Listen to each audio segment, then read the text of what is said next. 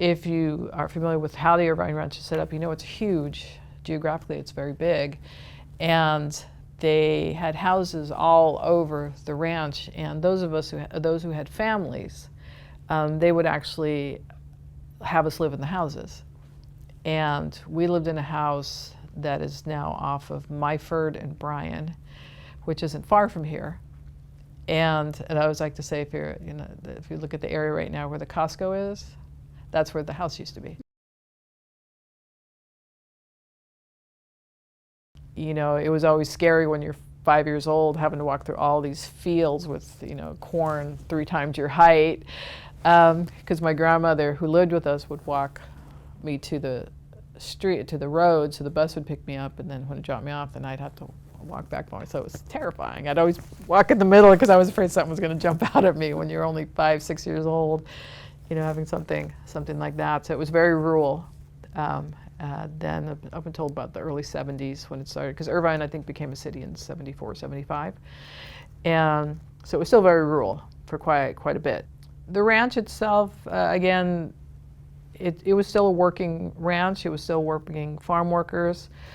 I know my sister and we talked about how it was very family oriented. That's one thing the Irvines did, is they did make sure the families were taken care of. Once a year, they would always have a huge barbecue. I think somebody told me it was Bonner Canyon.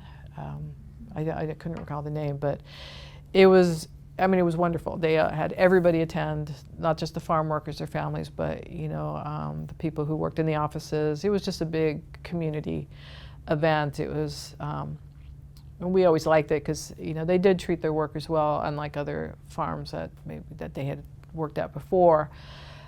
But ultimately, it was still farm work. My dad was up 3, 4, 5 in the morning, having to make sure the heaters were on in the orange groves when it was cold for the frost. When it was 100 degrees outside, he had to be working outside. So it still was farm work, still very hard labor that they had to do. Even though we can talk about how fun it was to live on a farm and a ranch, for kids it's different. I always used to say I measured time by what was in season. And January was strawberries. I always do the strawberries. Corn was, obviously in the summer, because they rotated crops. Because our house was in the middle of a field, I would have everything from asparagus, strawberries, corn, tomatoes. The orange trees were on the corner.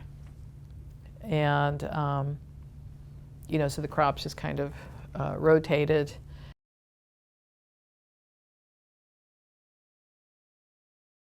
Yeah, because there was, I think it's a little library there right now. That used to be a house for the foreman. Yes. And there was a pool there. I could walk to that pool. Okay. And we would walk there in the summer, because they would allow us to use the pools. And obviously when it was hot, they'd let the kids. We'd go over there and use the pools, but it was close enough where, it was still a good mile plus away, but when you're a kid, it's like, yeah, let's go to the pool. So we would walk over there. Mom would go drop us off, and then we'd walk back or something. And I know that was just like the big meeting area. That's where all the trucks and the tractors and the big barn there. Because again, I think there's 5 or 6 houses on each side, and most of those houses are still there. And like I said, the house we lived in was near, but we were in the middle of a field, so we were much more isolated. And there were houses like that throughout the ranch. And usually if one became vacant, you could ask to move there. And that's what, even though we kind of had to move from the house where UCI is, that was a house that was vacant, and that was one that we got. But if a house became vacant, they could go and ask, like, hey, can we move into that house?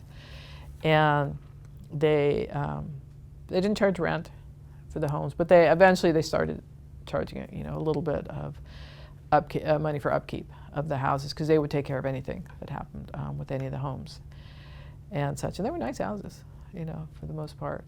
Yeah. And there was another house right at Myford and Bryan on the corner. That one was a new one. They built it, I think, in the 70s, and that was one of the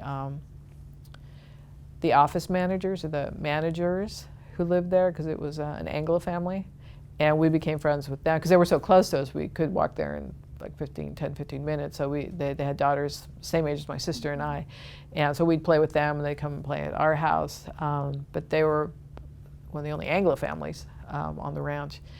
And then further up the street was where the other houses were, with the bunkhouse and where all the tractors and things were. So that was pretty much my whole world right there.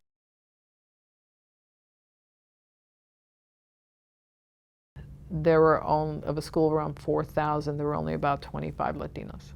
Us, we were the ones from the ranch. There weren't many of us there. And we were usually placed into the remediation classes and just kind of left there. And, you know, but a lot of us still, we knew we weren't stupid.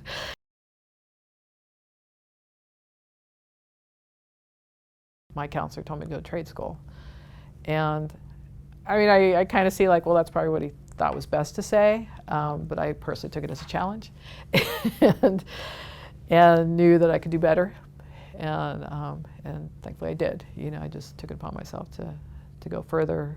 Went to Santa Ana College, transferred from there luckily to Berkeley, and you know, I have graduate degrees and that. You know, but I still credit all that to the hard work of my parents. You know, I keep pictures of things in my office to remind me where I came from, because now I work with students in similar situations, helping them, guide them through the educational process and get them to college and such.